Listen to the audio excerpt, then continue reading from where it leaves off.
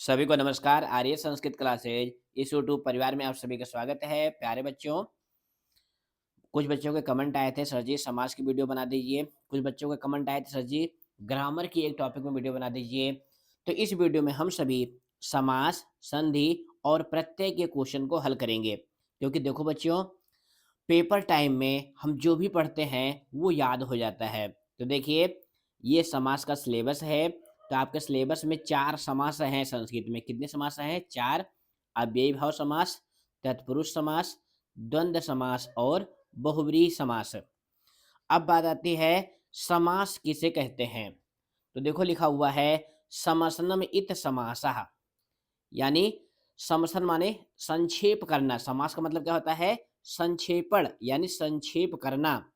दो या दो से अधिक पदों में प्रयुक्त विभक्तियों, समुच्चय बोधक च आदि को हटाकर एक पद बनाना समास कहलाता है। जैसे उदाहरण के द्वारा समझिए।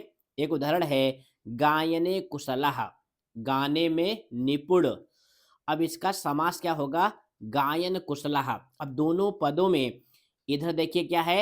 ये है विग्रह। ये क्या है? विग्रह है। और ये क्या है? समास है। इसी तरह से राज्ञः पुरुषः, समास होके बनता है राजपुरुषः। पदों में विभक्ति लोप। अब यहाँ देखिए, राज्ञः में जो है षष्ठी विभक्ति लगी हुई है, पुरुषा में जो है प्रथमा विभक्ति है। जो पहला पद होता है उसकी विभक्ति को हटा देते हैं, तो लिखो राजपुरुषः बना हुआ है। इसी तरह से गायने में सप्तमी थी, तो गायन कुशला। इसी तरह से सीता च रामश्च सीता रामौ, क्या बना हुआ है? सीता च रामश्च सीता रामौ। यहाँ पे समुच्चय बोधक चा का लोप हुआ है। चा माने क्या होता है? और। ये द्वंद्व समास का उदाहरण है, आगे हम आपको विस्तार से बताएंगे। विद्या एव धनम यस्याह सा, विद्या धनः। अब ये जो है बहुव्रीहि समास का उदाहरण है। इसमें देखो कई सारे पद को जो है हटाया गया, जैसे यस्य सा को हटाया गया है, एव को हटाया गया है। तो समास में क्या करते हैं? पदों की विभक्तियों को हटाकर जोड़ देते हैं। विग्रह में क्या करते हैं? अर्थ के अनुसार विभक्ति को लगा देते हैं। अब बात आती है कि पहला समास क्या है? अव्ययी भाव। तो कहते हैं इस समास में जो है पहला पद अव्यय होने के साथ प्रधान होता है। समास होने पर समस्त पद जो है अव्यय बन जाता है, और ये नपुंसक लिंग में प्रयुक्त होता है। यानी जो अव्ययीभाव समास होता है, जो समस्त पद बनेगा वह नपुंसक लिंग में बनेगा। इसका आपको ध्यान रखना है। प्यारे बच्चों, आपका जो समास का सिलेबस है उसमें अव्ययी भाव के अंतर्गत, वैसे अव्ययी भाव जो है 16 अर्थ में होता है। कितने अर्थ में होता है? 16 अर्थ में। लेकिन आपके सिलेबस में केवल यही 6 अर्थ दिए गए हैं। कितने दिए गए हैं? 6। तो देखो, पहला उपसर्ग क्या है? सा। तो सा अगर रहेगा समस्त पद में, तो विग्रह में आपको सहितम यह सह वाले पद का ही चयन करना है, क्योंकि आप जानते हैं जो समास का क्वेश्चन होता है वो एमसीक्यू में आता है। तो यहाँ पे उपसर्ग का ध्यान रखेंगे कि समस्त पद में क्या चुनना है, विग्रह में आपको क्या चुनना है। तो समस्त पद में आपको सह चुनना है, और विग्रह में सहितम या सह। अनु, तो इसका विग्रह में क्या बनेगा? योग्यम या पश्चात। सहितम माने होता है साथ, और योग्यम माने होता है योग्य, पश्चात माने होता है बाद में। उप, उप का जो विग्रह होगा वो समीपम के अर्थ में होगा, यानी पास में। निर, निर जो उपसर्ग आता है ये अभाव के अर्थ में आता है। किस अर्थ में आता है? अभाव के अर्थ में। प्रति, अब प्रति जो है जिस समस्त पद में रहेगा उसके विग्रह में क्या करेंगे? देखो लिखा हुआ है ना, उत्तर पदम द्विवारम। उत्तर पदम द्विवारम, यानी उत्तर पद को 2 बार लिख देंगे। जैसे अभी हम आपको नीचे एग्जाम्पल दिखाएंगे, लेकिन यहाँ पर हम आपको एक एग्जाम्पल लिख कर दिखा देते हैं। जैसे है प्रतिदिनम, ध्यान देना, ये समस्त पद है प्रतिदिनम। अब यहाँ पे देखो हमने क्या बताया, प्रति रहेगा तो उत्तर पद द्विवारम। यहाँ देखो उत्तर पद कौन सा है? यहाँ पे उत्तर पद है दिनम। तो द्विवारम का मतलब क्या है? दिनम दिनम। ये इसका जो है विग्रह हो जाएगा। क्या हो जाएगा? दिनम दिनम। तो इस तरह से। अगला क्या है? यथा, यथा माने होता है जैसे। लेकिन इसका जो विग्रह होगा वो किसमें होगा? अनतिक्रम में। अनतिक्रम का अर्थ होता है अतिक्रमण ना करके, जिसको हिंदी में अनुसार कहते हैं। क्या कहते हैं? अनुसार। प्यारे बच्चों, हिंदी में भी आपके सिलेबस में समास है, तो वहां भी यथाशक्ति आता है। क्या आता है? यथाशक्ति। ये हिंदी में भी आता है, संस्कृत में भी आता है। अब यथाशक्ति का हिंदी में क्या होता है? विग्रह वहां करते हैं शक्ति के अनुसार, लेकिन संस्कृत में होता है शक्तिम अनतिक्रम। तो ये आपको ध्यान रखना है कि इन्हीं 6 अव्ययों का यानी उपसर्गों का समस्त पद में आपका चयन करना है। अब हम सीधा आते हैं एग्जाम्पल पे, जो पेपर में छपने वाले हैं। तो मलेन सहितम, तो क्या हो जाएगा? समलम। व्यवधानेन सहितम साव्यवधानम। ध्यान देना, ये कैसे है? ये विग्रह है, फिर से बता देते हैं, ये विग्रह है और ये समास है। क्या है ये? समास। तो ये आपने देखा है कि प्री बोर्ड में इसमें से जरूर आएगा। मिड टर्म में भी बहुत बच्चों ने कमेंट किया था, सर जी आपकी जो वीडियो थी काफी उदाहरण उसी वीडियो से ही आए थे। तो अट्टहासेन सहितम, तो हो जाएगा सा अट्टहासम। विदूषकेन सह सा विदूषकम। चित्रेण सहितम सचित्रम, यानी चित्र से युक्त। विदूषकेन सह, विदूषक के साथ। सा अट्टहासम, जोर से हंसते हुए यानी हंसी के साथ। सव्यवधानम, व्यवधान के साथ। समलम, मल से युक्त यानी गंदगी से युक्त। अगला क्या है? गर्वेण सहितम सा गर्वम, यानी गर्व से युक्त यानी घमंडी। ग्रामस्य समीपम, अब देखो इतना जो है ये सहितम वाला था, यानी जो उपसर्ग में सा जुड़ता है।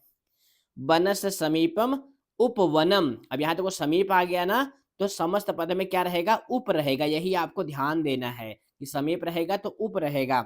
वनस समीपम उपवनम, यानी जंगल के पास में। गंगा याह समीपम, तो हो जाएगा उपगंगम। जना नाम अभावः, अब अभाव आ गया तो उपसर्ग क्या रहेगा? निर्जनम। यहाँ पे निर उपसर्ग आया हुआ है।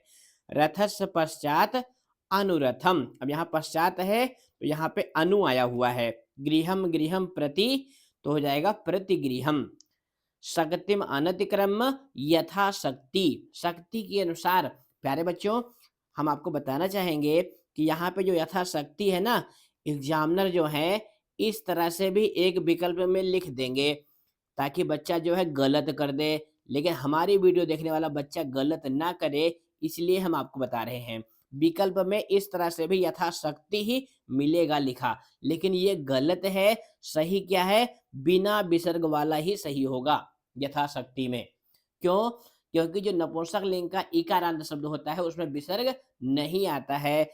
नपुंसक लिंग का इकारांत शब्द होता है वारि। वारि माने क्या होता है? पानी। वारि, वारिणी, वारिण, इसका रूप चलता है। अगला क्या है? मतिम अनतिक्रम यथा मति, यहाँ पे भी देखो विसर्ग नहीं आएगा। उसके बाद अगला है उपशृंगालस्य समीपम, अब यहाँ उप नहीं रहेगा, गलती टाइप हो गया है। श्रृंगालस्य समीपम उपशृंगालम। अनुक्रोशस्य अभावः निर अनुक्रोशम। अनुक्रोश माने होता है दया, तो दया का अभाव क्या कहलाता है? निर अनुक्रोशम। ये जो है आपके तीसरे पार्ट के एग्जाम्पल हैं। आगे देखिए, एकम एकम प्रति, तो क्या हो गया? प्रत्येकम। वृष्टेः पश्चात, यानी वर्षा के बाद, तो हो जाएगा अनुवृष्टि। समयम अनतिक्रम्य यथा समयम। मलानाम अभावः निर्मलम, अब देखो समलम निर्मलम ये दोनों उसमें किसमें आए थे? मिड टर्म के एग्जाम में मॉर्निंग और इवनिंग शिफ्ट में दोनों आए हुए थे। एक में आया था समलम और एक में आया था निर्मलम। दिनम दिनम प्रति, प्रतिदिनम, ये हम आपको ऊपर भी बता चुके हैं। अब आते हैं तत्पुरुष समास पे। इस समास में प्रायः जो है उत्तर पद की प्रधानता होती है। इसमें दोनों पदों में अलग अलग विभक्तियां होती हैं, कहीं कहीं पर दोनों पदों में समान विभक्ति होती है। ऐसी स्थिति में पूर्व पद की विभक्ति का लोप करके समस्त पद बनाया जाता है। इसमें द्वितीया से सप्तमी तक की विभक्ति का लोप करके समस्त पद बनाया जाता है। तो ये तो होगी परिभाषा। तो परिभाषा से आपको कोई लेना देना नहीं है, क्योंकि परिभाषा लिखना नहीं है, आपको सीधा एग्जाम्पल पे आना है। तो देखो वायुमंडलम, तो क्या हो जाएगा वायुमंडलम। अब यहाँ देखो वायु, इसमें जो है षष्ठी विभक्ति है। वायुमंडलम का अर्थ होता है वायुमंडल, इसीलिए समास में क्या हो गया है वायुमंडलम। महानगराणाम मध्ये, तो हो जाएगा महानगर मध्ये, यानी महानगरों के बीच में। जनानाम ग्रसनम, जन ग्रसनम यानी लोगों का ग्रसण। वाष्पयाना नाम माला, तो हो जाएगा वाष्पयान माला। याना नाम पंक्तयः, यान पंक्तयः यानी वाहनों की कतारें। कुत्सित वस्तु भी मिश्रितम, तो क्या हो जाएगा कुत्सित वस्तु मिश्रितम। धरायाः तलम, धारातलम। ग्रामस्य अन्ते, ग्रामान्ते यानी गांव के किनारे। पयसः पूरम, पयः पूरम यानी जल से भरा हुआ। अगला है कुसुमा नाम अवलिः, तो हो जाएगा कुसुमावलिः। खगा नाम कुलम, खग कुलम यानी पक्षियों का परिवार। तो इस तरह से आप एग्जाम्पल को नोट करिए, या वीडियो को एक बार अभी देख लीजिए, एक बार पेपर देने जाने के 1 घंटे पहले भी देख लेंगे तो पेपर टाइम में आपको याद आ जाएगा। बनस देशम, वन देशम। सुखस्य संदेशम, सुख संदेशम यानी सुख का संदेश। चाकचिक्यस्य जालम, तो क्या हो जाएगा चाकचिक्य जालम यानी चकाचौंध भरी दुनिया। ये जो है पहले पाठ का एग्जाम्पल है। जीवित रसस्य हरणम, जीवित रस हरणम। परस्तरस्य तले, परस्तर तले यानी पत्थर के नीचे। पुत्र द्वयेन उपेता, तो हो जाएगा पुत्र द्वयोपेता, ये आपके दूसरे पाठ का एग्जाम्पल है। पितुः गृहम, तो हो जाएगा पितृगृहम। राज्ञः पुत्र, राजपुत्र, ये दोनों एग्जाम्पल BBIP हैं, अच्छे से ध्यान देना।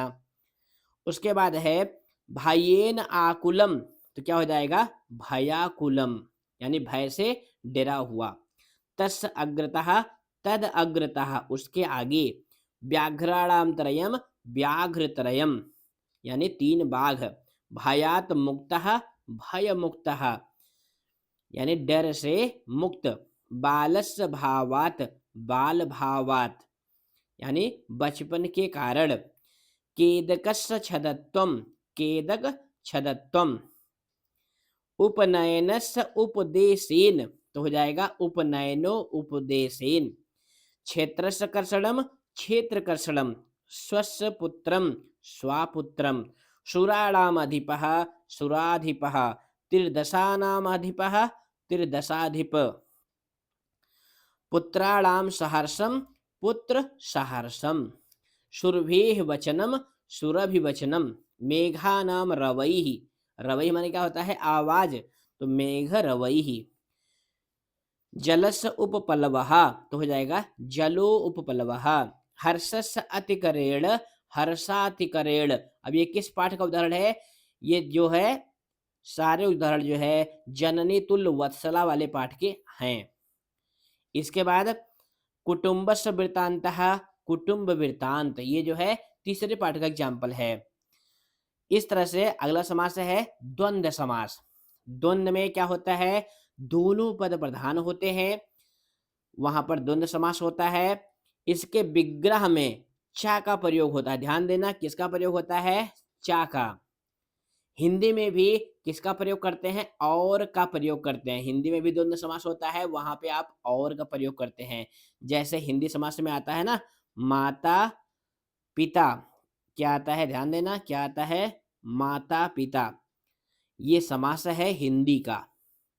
इसका विग्रह जो है हिंदी में क्या होता है माता और पिता, लेकिन संस्कृत में और के लिए चा का प्रयोग करते हैं और ये दोनों पदों के बाद आता है। जैसे देखो लवश्चा कुशश्चा, तो क्या हो गया लव कुशौ, ये बहुत कुछ आता है लवश्चा कुशश्चा लव कुशौ। द्वंद्व समास में 2 रूप होते हैं इतरेतर द्वंद्व और समाहार द्वंद्व। आपके सिलेबस में केवल इतरेतर द्वंद्व है। अब इतरेतर द्वंद्व की परिभाषा क्या है कि जिस समस्त पद में दोनों पद का अर्थ जो है अलग अलग होता है उसे इतरेतर द्वंद्व कहते हैं। समस्त पद की संख्या के अनुसार जो है द्विवचन या बहुवचन होते हैं, किंतु लिंग परिवर्तन परवर्ती यानी उत्तरवर्ती पद के अनुसार होता है। तो कहाँ पे द्विवचन आएगा, कहाँ पे बहुवचन आएगा, वो मैं आपको बता रहा हूँ। जैसे देखो, अभी हमने ऊपर आपको एक एग्जाम्पल बताया था, लवश्चा कुशश्चा लवकुशौ। अब यहाँ पे देखो दो ही पद थे, लव और कुश, इसीलिए जो समस्त पद बना है वो द्विवचन में बना है। अब यहाँ पे देखो पहला एग्जाम्पल क्या है, लताह चा तरवा चा गुलमाह चा। अब यहाँ पे देखो एक दो तीन, तीन पद हैं, तो क्या हो जाएगा, लता तर गुलमाह। अब ये जो है बहुवचन में पद बना हुआ है। अगला क्या है, व्याघ्रः च श्रृंगालः च। तो चा को हटा देंगे और दोनों को जोड़कर द्विवचन बना देंगे, व्याघ्र श्रृंगालौ। लवः च कुशः च लवकुशौ। लवः च कुशः च रामः च, तो हो जाएगा लवकुश रामः। रामः च विदूषकः च, तो हो जाएगा राम विदूषकौ। यहाँ पे देखो टाइप नहीं हो पाया है, तो इसका हो जाएगा राम विदूषकौ हो जाएगा इसका, इस तरह से, क्योंकि राम है और विदूषक हैं, तो ये है, सुधार कर लीजिए। भीमः च अर्जुनः च भीमार्जुनौ। ग्रीष्मा च वसंता च शिशिरा च। ये सभी क्या हैं, ऋतुएं हैं, तो ग्रीष्म वसंत शिशिरः। रामा चा सीते चा। अब यहाँ पे देखो राम सीते बना हुआ है, क्या बना हुआ है, राम सीते।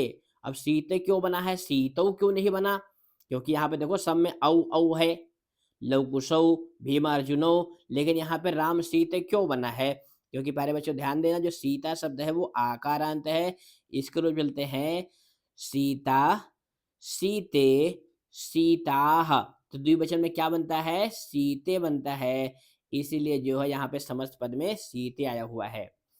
अगला क्या है, फलानी चा पुष्पाड़ी चा। तो क्या हो जाएगा, फल पुष्पाड़ी, यानी जो पहला पद है उसकी विभक्ति हटेगी, दूसरे पद की विभक्ति नहीं हटेगी। पशवः चा पक्षिणः चा, तो हो जाएगा पशु पक्षिणः। क्रोधः चा लोभः चा, तो हो जाएगा क्रोध लोभौ। रामश्चा कृष्णश्चा राम कृष्णौ। तो इस तरह से अब द्वंद्व समास में कौन कौन से एग्जाम्पल महत्वपूर्ण है वो भी देख लो। क्रोध लोभो महत्वपूर्ण है, और राम विदेशों को जो भी हमने लिखा था ये महत्वपूर्ण है, लवकुशो महत्वपूर्ण है, और लता तर गुलमाह ये कई बार पूछा गया है। अब आते हैं हम बहुव्रीहि समास पर। तो कहते हैं, जिस समास में पूर्व पद या उत्तर पद दोनों पद प्रधान न होकर किसी अन्य पद की प्रधानता होती है उसे बहुव्रीहि समास कहते हैं। विग्रह करते समय इसमें जो है यश साह लगा आदि आदि लगाया जाता है, यानी अगर पुल्लिंग रहता है तो यश साह लगाते हैं, स्त्रीलिंग रहता है तो उसमें यश सा लगाते हैं, स्त्रीलिंग का सा। अब यहाँ पे देखो कुछ एग्जाम्पल हैं, हृदयम गृहणाति यश सह हृदय ग्राही, ये स्पर्शः का विशेषण है। निर्गतः अनुक्रोशः यस्मात् सह निरअनुक्रोशः, ये राम के लिए आया हुआ है। विमूढ़ाधीः यस्य सह विमूढ़धि, ये बहुत पूछा जाता है, विमूढ़धि, इसको BBIP है। जितने एग्जाम्पल यहाँ पे लिखे गए हैं सारे एग्जाम्पल कई बार पेपर में आए हुए हैं, तो इसको अच्छे से देख लो। इंगित ज्ञान फलम यासाम ताह, इंगित ज्ञान फलाह, ये जो है बुधया का विशेषण है, सूक्तिया वाले पाठ का जो है ये पद आया हुआ है। समानम शीलम व्यसनम चा एसाम तेषु। अब यहाँ पे तेषु है ना, तो यहाँ भी सु वाला आएगा, समान शील व्यसनेषु, इसका भी आपको ध्यान रखना है। अगला उदाहरण जो है बहुत महत्वपूर्ण है, स्थिता प्रज्ञा यश सह स्थित प्रज्ञः, ये बहुत पूछा जाता है, कई बार पेपर में आया हुआ है। स्थिर है बुद्धि जिसकी वह व्यक्ति कहलाता है स्थित प्रज्ञः। ये जो है सौहार्दम प्रकृति शोभा में बगुला जो है अपने लिए कहता है कि मैं स्थित प्रज्ञ की तरह शीतल जल में खड़ा रहता हूँ। तो इस तरह से हमारा जो समास था वो कंप्लीट हुआ। अब चलते हैं संधि पर। तो देखो बच्चों, संधि में कौन कौन संधि है। संधि में आपके सिलेबस में व्यंजन संधि है और विसर्ग संधि है। कौन कौन संधि है, व्यंजन संधि है और विसर्ग संधि है। कौन सी संधि है? विसर्ग संधि है। तो व्यंजन संधि और विसर्ग संधि दोनों के एग्जाम्पल हम देखेंगे। देखो बच्चों, हमने आपको मिड टर्म के एग्जाम में केवल व्यंजन संधि पढ़ाई थी, क्योंकि मिड टर्म में केवल व्यंजन संधि आते हैं, लेकिन प्री बोर्ड और बोर्ड के एग्जाम में व्यंजन और विसर्ग दोनों आएंगे। तो दोनों को एग्जाम्पल जो है हम फटाफट आपको सॉल्व कराएंगे। तो सर्वप्रथम हम व्यंजन संधि देख लेते हैं। तो व्यंजन संधि में जो पहली संधि है वो है जसत्व संधि। इसमें क्या करना होता है फटाफट समझिए। ये व्यंजन है जिनको हम कुचुटु तुपु कहते हैं। हर वर्ग में आप देख रहे हैं कि 5-5 व्यंजन हैं। ये का वर्ग का जो है पहला वर्ण है, और ये उसका 5वां वर्ण है, ये तीसरा वर्ण है। समझ गए? तो जसत्व संधि में क्या कहते हैं कि पहले के बाद अगर कोई स्वराय या फिर 5वें व्यंजन को छोड़कर कोई व्यंजन आए, यानी दूसरा, तीसरा, चौथा, तो जो पहला वर्ण है वो तीसरे में बदल जाएगा। फिर से नियम समझिए कि का, चा, टा, ता, पा, ये जो पहला वर्ण है, इसके बाद कोई स्वर हो अथवा कोई व्यंजन हो, व्यंजन में ये 5वां वर्ण ना हो, क्योंकि 5वां वर्ण होगा तो दूसरी संधि हो जाएगी। तो क्या हो जाएगा? पहले के स्थान पे तीसरा हो जाएगा, यानी जो का है उसके स्थान पे गा हो जाएगा, चा के स्थान पे जा हो जाएगा, टा के स्थान पे डा हो जाएगा, ता के स्थान पे दा हो जाएगा, पा के स्थान पे बा हो जाएगा। अब इसमें हम देखते हैं कि ये ता वाला एग्जाम्पल जो है ज्यादा आता है, ता के स्थान पर दा होने का और का के स्थान पे गा होने का। जैसे यहाँ पर देखिए, वाक प्लस ईसा क्या हो गया है? वागीसा। दिक प्लस गजह दिग्गजः। अच प्लस अंतः अजंतः। अब यहाँ पे ध्यान दो बच्चों कि चा के स्थान पे जा हो गया, लेकिन बाद में आ था तो वो जा में लग गया, तो ये जा जो है पूरा हो गया, तो अजंतः बन गया। षट प्लस आननः षडाननः। जगत प्लस ईसः जगदीशः। शुभ प्लस अंतः शुभंतः। अब इसके बाद जो है व्यंजन संधि के अंतर्गत अगली संधि कौन सी है? इसको कहते हैं अनुनासिक संधि। कौन संधि कहते हैं? अनुनासिक संधि कहते हैं। इसका नियम क्या है? वर्गस्य प्रथम वर्णे पंचम वर्णे परिवर्तनम, यानी पहले के स्थान पे 5वें का होना।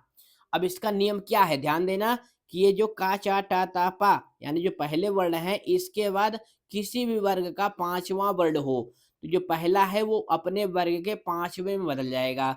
जैसे यहाँ पे देखो, पहला एग्जाम्पल है स्यात प्लस ना। अब यहाँ पे देखो क्या मिल रहा है? ता है, ता के बाद ना है, तो ना क्या है? 5वां वर्ण है, तो ता के स्थान पे भी 5वां वर्ण हो जाएगा, यानी ना हो जाएगा, तो बन जाएगा श्याना। अस्मात् नगरात असमान नगरात। वाक प्लस मयम वांगमयम। ये सारे एग्जाम्पल बहुत महत्वपूर्ण हैं। स्यात प्लस में श्यान में। जीवत प्लस मरणम जीवन मरणम। धिक प्लस माम धिंग माम। ये धिंग माम जो है पिछली बार 2024 के बोर्ड के एग्जाम में आया हुआ था। अब आते हैं इनके प्रमुख उदाहरण हैं जो पेपर में छपने वाले हैं। तो देखिए पहला क्या है? तावद विभज्य। अब यहाँ पे ध्यान देना, ये संधि है, ये क्या है? ये संधि है, और ये जो है विच्छेद है। और संधि विच्छेद का प्रश्न आपके पेपर में एमसीक्यू में नहीं आएगा, आपको लिखना होगा। इसलिए संधि को बिल्कुल ध्यान से समझिए, वीडियो को स्किप मत करिए, 2-3 बार देखिए।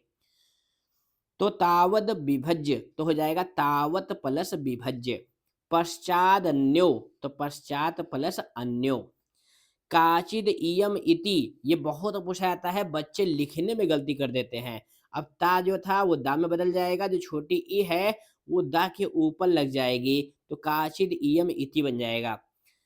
भयाद व्याघ्रस तो हो जाएगा भयात प्लस व्याघ्रस। तदग्रतः तत् प्लस अग्रतः। तदनुसारेण तत् प्लस अनुसारेण। चलद अनिसम तो हो जाएगा चलत प्लस अनिसम। फटाफट समझते रहिए और कॉपी में नोट करते रहिए या मन में ही बैठाते रहिए। वागीसः वाक प्लस ईसः। तस्माद अंके तो हो जाएगा तस्मात प्लस अंके। किंचिद अनंतरम तो हो जाएगा किंचित प्लस अनंतरम। ये भी बहुत पूछा जाता है, बच्चे इसको बहुत गलती करते हैं। किंचित अभिनयम तो हो जाएगा किंचित प्लस अभिनयम। ये जो है शिशु लालन वाले पाठ का एग्जाम्पल है, इसको जो है लव कहते हैं, जब उनके पिता का नाम पूछा जाता है ना, तब ये कहते हैं किंचित अभिनयम। तदहम तत् प्लस अहम, दिग्गजः दिग प्लस गजः। अगला क्या है, अचिरादेव, तो हो जाएगा अचिरात प्लस एव। मानुषादपि, मानुषात प्लस अपि। श्यान्ना, तो हो जाएगा स्याथ प्लस ना। असमान नगरात, असमात प्लस नगरात। श्यान में स्यात प्लस में, धिंग माम धिक प्लस माम। सन्निधियंताम, तो हो जाएगा सत प्लस निधियंताम। सन्निवेशः सत प्लस निवेशः। इतने एग्जाम्पल आपके व्यंजन संधि के हैं। अब हम चलते हैं विसर्ग संधि पर। तो ये विसर्ग संधि के बहुत महत्वपूर्ण उदाहरण हैं जो पेपर में बिल्कुल आने वाले हैं। तो विसर्ग संधि का उदाहरण देखने के पहले हम थोड़ा सा आपको विसर्ग संधि के बारे में बता देते हैं।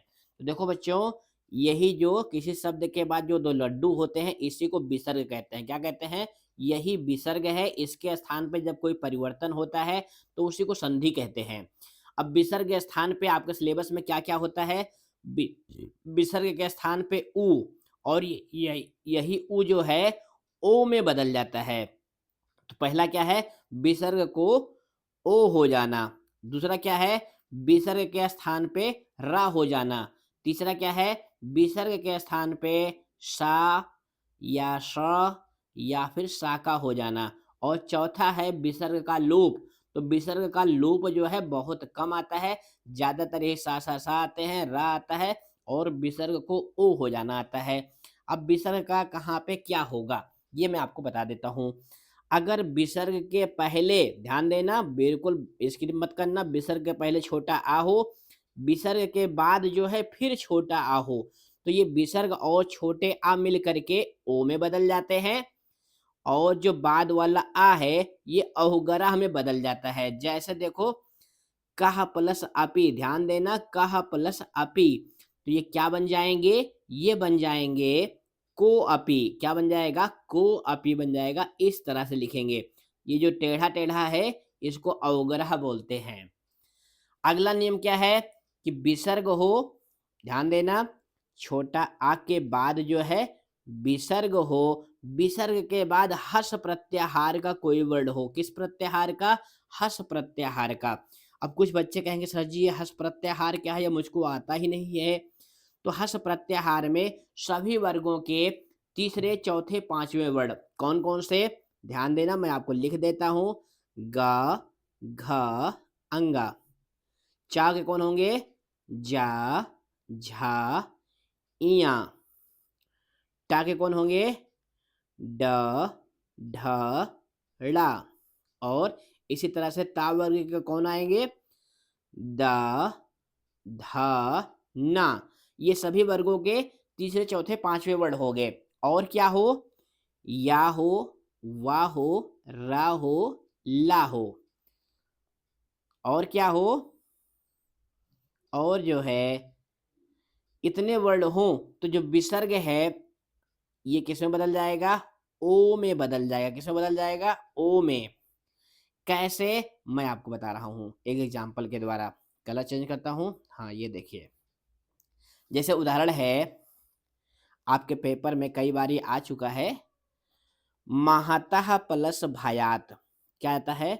महतः प्लस भायात। ये जो है किस पाठ का एग्जाम्पल है? दूसरे पाठ का एग्जाम्पल है। यहाँ देखो विसर्ग है, विसर्ग के पहले छोटा आ है, विसर्ग के बाद जो है भा है जो कि हस प्रत्याहार का है। तो विसर्ग जो है ओ में बदल जाएगा। तो संधि होके इसका बन जाएगा महातो भायात। क्या बन जाएगा? महातो भायात। उसके बाद ये भी नियम समझ में आ गया।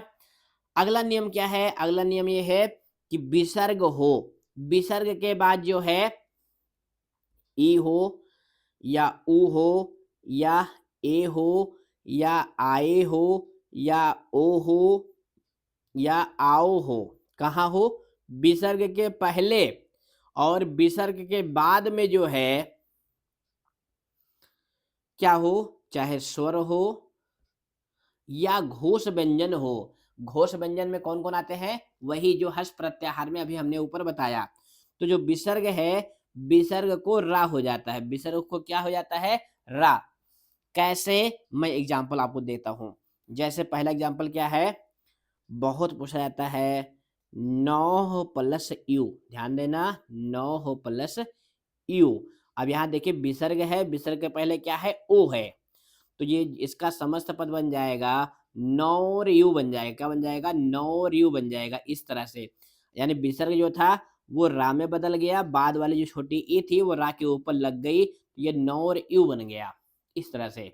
ये नौर यू कई बार पेपर में आया हुआ है, इसलिए इसको अच्छे से याद कर लो। ये जो है सौहार्दम प्रकृति शोभा वाले पाठ में श्लोक में आया हुआ है।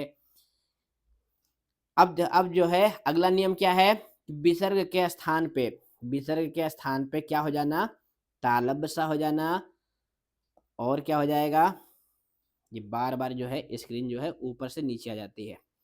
हाँ मैं आपको बता रहा हूँ, विसर्ग के स्थान पे क्या हो जाएगा, विसर्ग के स्थान पे सा हो जाएगा। क्या हो जाएगा, सलजम वाला सा, या षटकोण वाला सा, या फिर सपेरा वाला सा। तो कब कब होगा वो ध्यान देना। विसर्ग के बाद जो है क्या हो, चा हो, यानी विसर्ग के बाद चच्चा हो तो विसर्ग जो है सलजम वाले सा में बदल जाएगा। अगला नियम क्या है, विसर्ग के बाद जो है ता हो, यानी ताऊ जी हो, तो विसर्ग जो है सपेरा वाले सा में बदल जाएगा। अगला नियम क्या है, विसर्ग हो, विसर्ग के बाद जो है टा हो, यानी टमाटर वाला टा हो, तो विसर्ग जो है मूर्धन्य सा में बदल जाएगा। और ये सारे सा जो है आधे आधे होंगे। अब इसका भी एग्जाम्पल मैं आपको बता देता हूँ, बाकी अभी पेपर में छपने वाले एग्जाम्पल बाद में बताऊंगा। जैसे पहले देखो क्या है, दारुड़ः, दारुड़ः प्लस चा।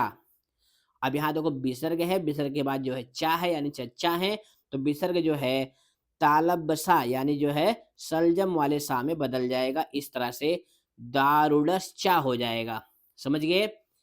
अगला नियम हमने क्या बताया, विसर्ग के स्थान पे सपेरा वाला सा हो जाना, तो उसका उदाहरण है, क्या है, उसका उदाहरण है, देखते हैं यहाँ पे भी लिखा होगा, जनस्तम, जनः प्लस तम। अब यहाँ पे देखो विसर्ग है, विसर्ग के बाद जो है ता है यानी ताऊ जी है, तो विसर्ग के स्थान पे क्या हो जाएगा, सपेरा वाला सा, तो क्या हो जाएगा, जनसतम। अब सपेरा वाले सा को संस्कृत में क्या कहते हैं, दंती सा कहते हैं, तो हो जाएगा जनसतम इस तरह से। अगला नियम क्या है, विसर्ग के स्थान पे मूर्धन्य सा हो जाना, तो कब होगा, जब विसर्ग का मेल होगा टा से। तो जिसका उदाहरण क्या है, अभी देखो यहाँ पे भी हमने लिख रखा है, आपको दिखा देता हूँ कहाँ गया। हाँ ये देखिए, कह प्लस टीकते, तो क्या हो गया है, कश टीकते। तो इतने ही नियम आपको याद करने हैं। अगला है विसर्ग का लोप हो जाना, तो विसर्ग का लोप बहुत कम पूछा जाता है, इसलिए हम उस नियम की चर्चा नहीं करेंगे। फटाफट एग्जाम्पल देखते हैं, क्योंकि आपके पास भी टाइम बहुत कम है। तो देखो एकस तावत, तो इसका जो है ये विच्छेद है, एकह प्लस तावत क्या बनेगा, एकस तावत। कह प्लस चित, कश्चित। आर्यः प्लस अपि, आर्यो अपि। अन्यः प्लस द्वितीयः, अन्यो द्वितीयः। ये कैसे हो रहा है, अभी हमने वीडियो के पीछे आपको बताया है, नहीं समझ में आया है तो उसको फिर से एक बार देखें। महतः भयात, महतो भयात। दारुणः प्लस चा, तो हो जाएगा दारुणश्चा। अगला क्या है, प्रवासः प्लस अयम, तो हो जाएगा प्रवासो अयम। देवलाख्यः ग्रामः, तो देवलाख्यो ग्रामः। विशेषतः तपोवने, तो विशेषतस्तपोवने। मेघरवैः प्लस चा, तो हो जाएगा मेघरवैश्चा। व्याघ्रः प्लस अपि, व्याघ्रो अपि। निर्धनः प्लस जना, निर्धनो जना। अगला है वयो अनुरोधात, तो हो जाएगा वयः प्लस अनुरोधात। नमः प्लस ते, नमस्ते। तुरंगः प्लस तुरंगैः, तो हो जाएगा तुरंगस तुरंगैः। यहाँ पे भी देखो विसर्ग जो है सपेरा वाले सा में बदल गया है, यानी दंती सा में। व्याघ्रः प्लस नष्टः, व्याघ्रो नष्टः। कः प्लस टीकते, कश टीकते। हिमकरो प्लस अपि, तो हो जाएगा हिमकरो अपि, हिमकरः प्लस अपि। पंडितः जनः, पंडितो जना, ये भी बहुत पूछा जाता है। अशक्तश्च, तो हो जाएगा अशक्तः प्लस चा। नामतः वेदितुम, नामतो वेदितुम। द्वयो प्लस अपि तो हो जाएगा द्वयोर अपि। यहाँ विसर्ग जो है रा हो गया है क्योंकि विसर्ग के पहले जो है ओ है। उसके बाद है इवयोः प्लस जननी, तो क्या हो जाएगा इवयोर जननी। तयोः प्लस एका, तयोर एकः, विसर्ग जो है रा हो गया है। कवेः प्लस उदयः, कवेर उदयः। गुरुः प्लस अयम तो हो जाएगा गुरुर अयम, विसर्ग के स्थान पे रा हो गया है। इन सभी एग्जाम्पल में क्या हो गया है, विसर्ग जो है रा में बदल गया है। पतिः प्लस एवं, पतिर एवं। उसके बाद क्या है सह प्लस एव। अब यहाँ पर देखो कुछ जो है लोप वाले उदाहरण भी हैं। सह प्लस एव तो लोप होकर के हो जाएगा सह एव। तो इस तरह से संधि के जो महत्वपूर्ण महत्वपूर्ण एग्जाम्पल थे उनको भी हमने देख लिए। अब हम देखेंगे प्रत्यय। प्यारे बच्चों, हमने प्रत्यय की अलग वीडियो बना रखी है, लगभग 5-6 हजार बच्चों ने उसको देख भी लिया है। फिर भी इस वीडियो में भी हम प्रत्यय के विशेष एग्जाम्पल जो हमने किताब से चुने हैं और मिड टर्म में भी आपको दिखाए थे उनको भी फटाफट देख लेंगे।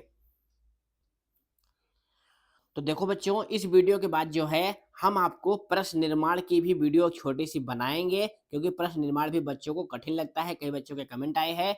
तो प्रत्यय जो है 6 प्रत्यय आपके सिलेबस में है। किस प्रत्यय का क्या जुड़ता है ये हमने प्रत्यय वाली वीडियो में बता रखा है। इस वीडियो में हम फटाफट एग्जाम्पल देखेंगे। वाष्पयान माला, वाष्पयान माल प्लस टाप। नवमालिका, नवमालिक प्लस टाप। माला, माल प्लस टाप। जननी, जनन प्लस गीप। गुणवत्या, अब यहाँ पे देखो हमने आपको प्रत्यय वाली वीडियो में बताया था कि गुणवत्या जो है गुणवती शब्द का बहुवचन है। तो गुणवती में कौन सी प्रत्यय है, गुण प्लस मतुप। फटाफट, क्योंकि टाइम आपके पास भी नहीं है हमारे पास भी नहीं है। बलवती, बलवत प्लस गीप। बलवती, बल प्लस मतुप। दोनों में से जो भी रहेगा वही सही होगा। दोनों एक साथ कभी नहीं आएंगे, अलग अलग आएंगे। जब गीप प्रत्यय लगेगा तो बलवत रहेगा और मतुप प्रत्यय रहेगा तो बल प्लस मतुप। भार्या, भार्य प्लस टाप। अगला क्या है बुद्धिमती, तो बुद्धि प्लस मतुप। फटाफट लिखते चलिए या मन में जो है बैठाते चलिए। बुद्धिमान, बुद्धि प्लस मतुप। भयंकरा, भयंकर प्लस टाप। धूर्ता, धूर्त प्लस टाप। अब यहाँ पे देखो, यहाँ पे वाक्य भी लिखे हुए हैं जो आपकी पुस्तक से हैं और आपके पेपर में भी इसी तरह से वाक्य लिखे होंगे और इस तरह से आपको चयन करना होगा। तो केदक छदत्वम, तो केतक छद प्लस त्वा। अगला क्या है तुल्य वत्सला, तो हो जाएगा तुल्य वत्सल प्लस टाप। कृपा आर्ध हृदया, तो हो जाएगा कृपा आर्ध हृदय प्लस टाप। परवर्षः, परवर्ष प्लस टाप। अधिका, अधिका में क्या है अधिक शब्द है और टाप प्रत्यय है। सहजा, सहज प्लस टाप। कृपा, तो कृप प्लस टाप। एक रूपता, फटाफट मिलाते चलिए। एक रूपता, एक रूप प्लस तल। नदी, नद प्लस गीप। ध्यान देना ये थोड़ा सा कठिन है। नद प्लस गीप बनता है नदी। उसके बाद सत्यप्रियता, तो हो जाएगा सत्यप्रिय प्लस तल। महत्वम, ध्यान देना महत्व में डबल आ जाता है महत प्लस त्वा। विशेषता, विशेष प्लस तल।